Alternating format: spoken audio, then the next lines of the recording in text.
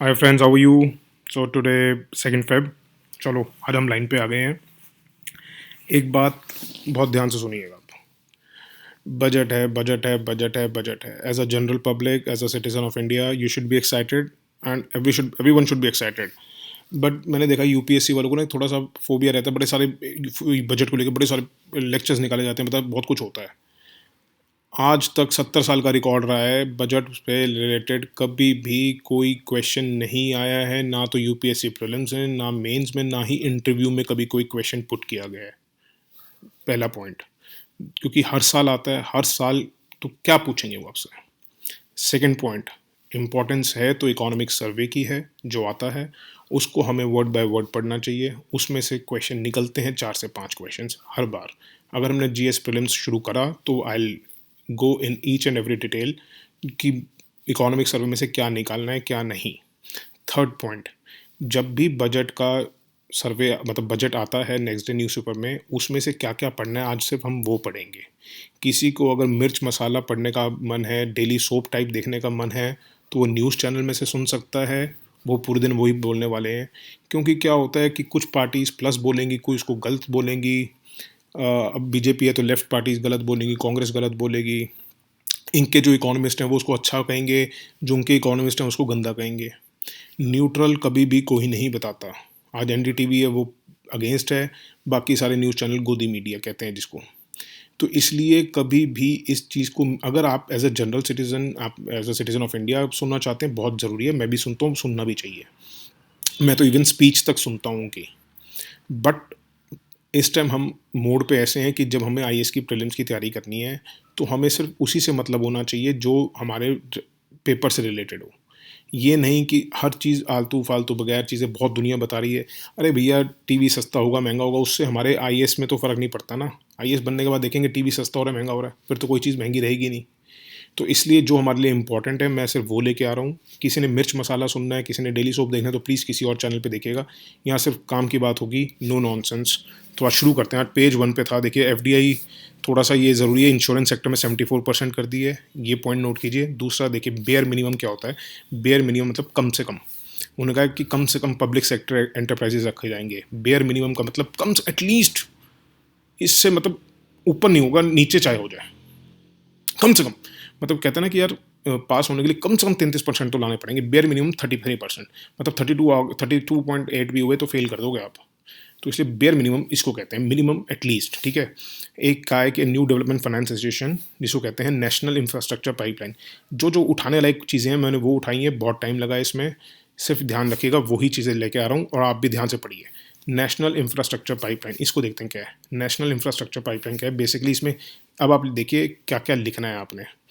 आप लिखिए national infrastructure pipeline arrow includes economic as well as social infrastructure projects. इसमें economic projects भी आएंगे जो सोशल से रिलेटेड हैं, सोसाइटी से रिलेटेड हैं, वो प्रोजेक्ट भी आएंगे, ये लिखिए। सेकंड लिखिए, create jobs, ease of living, accessible to all, more inclusive. More inclusive जो लिखेगा, ग्रोथ मोर इंक्लूसिव, मतलब ग्रोथ भी होगी, और इंक्लूसिव मतलब काफ़ी, मतलब लोगों को भी उसमें शामिल किया जाएगा। मतलब अगर आज मैं ग्रो कर रहा हूँ तो मैं ही ग्रो कर रहा हूँ ना। वो ये कह रहे हैं इंक्लूसिव मतलब ऐसा ग्रोथ हम करेंगे जिसमें सारे दुनिया का भला होगा, मतलब सारे हमारे देशवासियों का, चाहे वो अमीर है, चाहे वो गरीब है, चाहे मिडिल क्लास है। इट विल प्रोवाइड, एरो लिखिए, world class infrastructure across the country, quality of life. फिर एरो लाइए कि इसमें प्राइवेट पार्टिसिपेशन भी अलाउड होगी और फॉरेन डायरेक्ट इन्वेस्टमेंट भी अलाउड होगी। याद रखिएगा, कई बार हम समझते हैं नेशनल इंफ्रास्ट्रक्चर है तो हर चीज़ हमें आत्मनिर्भर बनना है, तो उसमें एफडीआई अलाउड नहीं होगा। नहीं, आत्मनिर्भर बनना है, मगर बाहर वालों के पैसे भी चाहिए। फिर इस पे एरो बना के लिखिए कि $5 ट्रिलियन इकोनॉमी बनाने में हमारी हेल्प करेगा। एरो बना के $5 trillion economy bye 2025, NIP will help. देखिए मैं बार बार लिख रहा हूँ, it will cover both economic and social infrastructure projects. ठीक है। उसके नीचे लिखिए कि एनआईपी पे टास्क फोर्स बैठी थी। उसको हेड किसने किया था? इकोनॉमिक अफेयर सेक्रेटरी अतनु चक्रवर्ती। नाम यहाँ भी याद रहे तो इकोनॉमिक अफेयर सेक्रेटरी लिखिए, मतलब फाइनेंस मिनिस्ट्री के अंडर था ये टास्क फोर्स। उसने क्या रिकमेंडेशन करी? उसने कही है 111 लाख करोड़ चाहिए हमें नेक्स्ट 5 ईयर्स में, 2020 से 2025 में, ताकि हम ऐसे इंफ्रास्ट्रक्चर बना सकें और हमारी इकोनॉमिक ग्रो हो। तो ये लिखिए 2020 से 2025 111 लाख करोड़। सेकंड पॉइंट बहुत इंपॉर्टेंट है, देखिएगा कि एनर्जी, रोड्स, रेलवेज और अर्बन प्रोजेक्ट्स, ये चार ही हमारा जो प्रोजेक्ट का 111 लाख करोड़ का 70% हिस्सा, मतलब 1 लाख करोड़ मांग के चलिए तो मतलब 100 लाख करोड़ में से 70 लाख करोड़ तो यही ले जाएंगे। कौन कौन से हैं इसके अंदर? बहुत सारे, कम से कम 15-20 हैं प्रोजेक्ट्स, बट कहते हैं एनर्जी, रोड्स, रेलवेज और अर्बन प्रोजेक्ट ही 70% हिस्सा आ जाएंगे। ये बहुत इंपॉर्टेंट है, क्योंकि ये पूछ सकते हैं कि बल्क में ये 4 प्रोजेक्ट्स हैं, या आप किसी और प्रोजेक्ट को ले आएंगे, या कह देंगे इस प्रोजेक्ट का हिस्सा इसमें ज़्यादा है, तो याद रखिएगा ये 4 प्रोजेक्ट्स जो हैं ये बल्क खाएंगे। और municipal strengthening municipal bond market, क्योंकि अगर आपके पास म्यूनसिपल बॉन्ड मार्केट आएगा, आप सोचोगे कि नेशनल इन्वेस्टमेंट से इसका कोई मतलब नहीं है, बट म्यूनसिपल बॉन्ड मार्केट लिख लीजिए, कुछ लिखने की जरूरत नहीं, सिर्फ ये लिखिए म्यूनसिपल बॉन्ड मार्केट, ये आपको उस टाइम स्ट्राइक कर जाएगा जब पेपर दे रहे होंगे। और उनका है कि आगे 3 कमिटीज़ बनाई जाए तो जो इसकी मॉनिटर करेगी प्रोग्रेस। तो एरन माल के लिखिए 3 committees to monitor progress, 3 committees, 30 या हर स्टेट में 3 या हर डिवीजन में 3, ऐसा नहीं है, सिर्फ टोटल 3 पैन लेवल पे।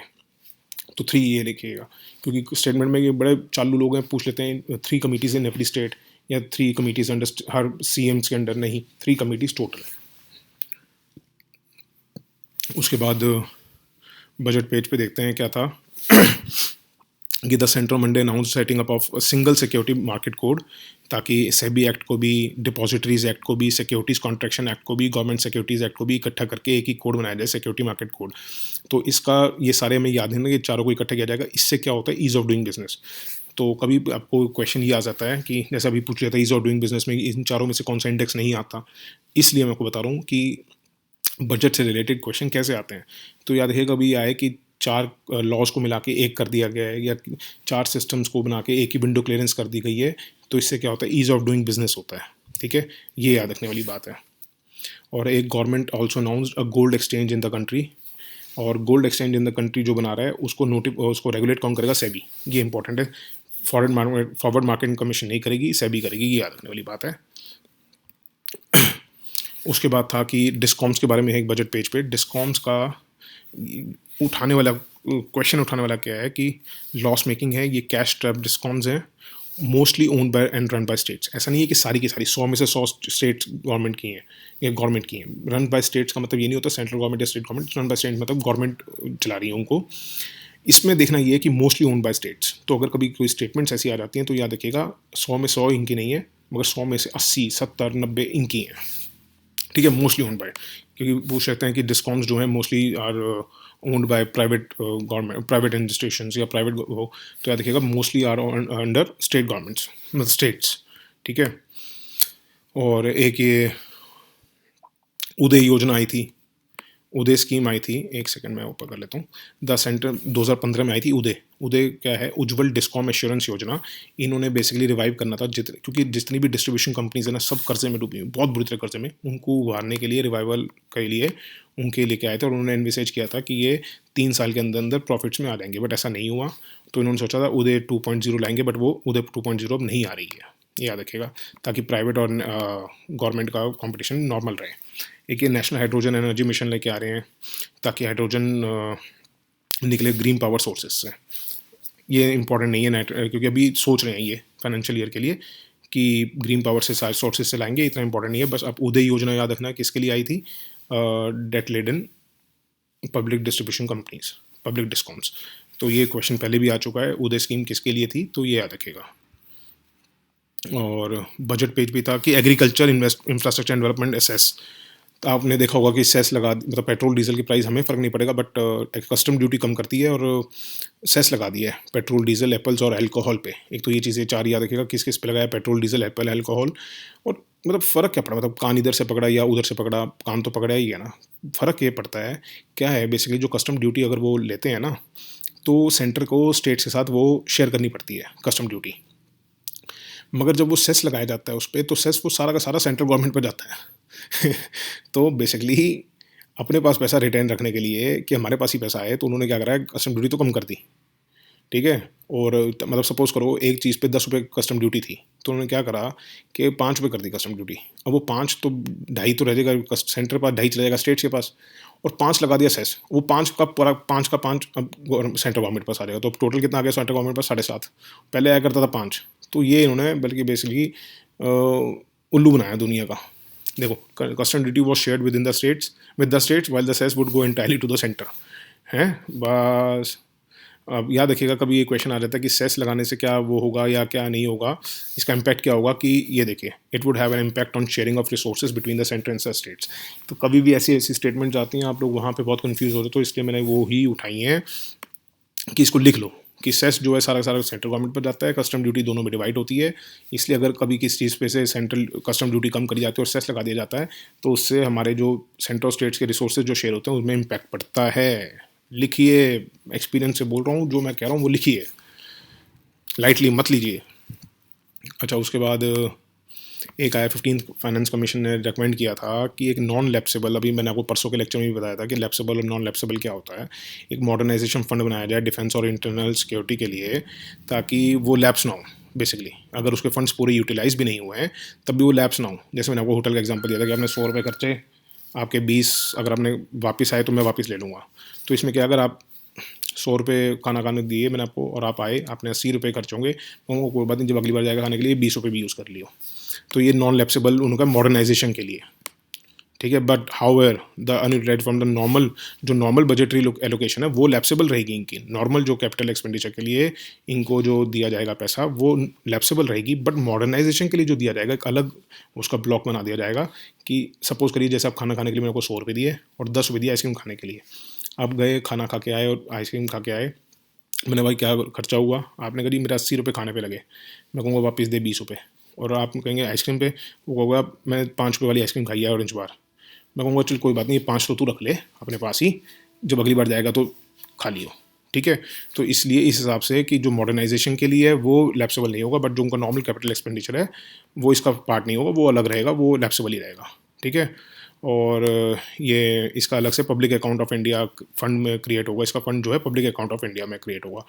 ये क्या है पब्लिक अकाउंट और consolidated fund, contingency fund of India, ये सब पॉलिटी में पढ़ने वाली चीज़ें हैं, वो जब हम आएगा तब पढ़ेंगे। अब उसको उसकी उस फंड की देख रेख कौन करेगा आप पूछेंगे, क्योंकि ये तो अपनी देखिए डिफेंस के लिए भी और इंटरनल सिक्योरिटी के लिए भी है। डिफेंस तो आता है डिफेंस मिनिस्ट्री के अंडर, इंटरनल सिक्योरिटी आती है होम मिनिस्ट्री के अंडर।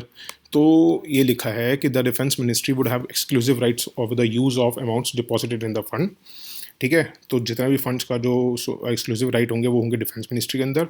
होम मिनिस्ट्री को सिर्फ परमिट किया जाएगा, जो उसके लिए पैसा रखा गया है सिर्फ उसी को यूज़ कर सकता है, सिर्फ उसी को।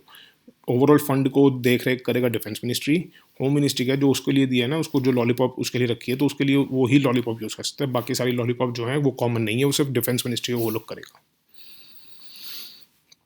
उसके बाद एक इंटरनेशनल पेज पे था, म्यांमार वाला चल ही रहा है, वो वहाँ की मिलिट्री, ये नहीं है आज पहली बार हुआ है, हर 30 साल में होता ही रहता है, 2 से 4 से बहुत तंग करते हैं ये लोग।